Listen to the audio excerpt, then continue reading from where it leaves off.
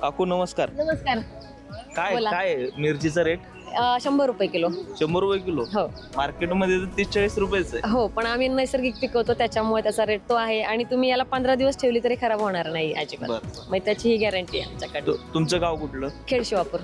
भोर तालुका. हो, भोर तालुका. पण मला एक सांगा की तुमचे हे जे काय तुम्ही अद्रक ठेवले, आवळा ठेवलाय, विड्या हे पानं ठेवली आहेत आळूची, काय रेट आहे साधारण त्याचा? याचा आल्याचा 200 रुपये किलो, विड्याच्या पानाचा 25 रुपयाला गड्डी ती, आवळा पण 100 रुपये किलो, मिरची पण 100 रुपये किलो, आळूची 10 रुपये गड्डी 5 पानाची, आणि हे जीवामृत आहे ते 30 रुपये लिटर. तर आता हेच जे हा जो माल आहे त्याचा नॉर्मल मार्केटमध्ये काय रेट आहे तुमच्या अंदाजानुसार? नॉर्मल मध्ये हा मला वाटतं काहीतरी 100 रुपये किलो आलं मिळत असेल, एक अंदाजे. तुम्ही दुप्पट दराने. हो, पण आम्हाला तेवढे कष्ट पण आहेत आणि जर नैसर्गिक आपत्ती आली तर यामध्ये याचं सगळं नुकसान होतं पूर्ण टोटली, म्हणून तो रेट कायम फिक्स ठेवलेला आहे.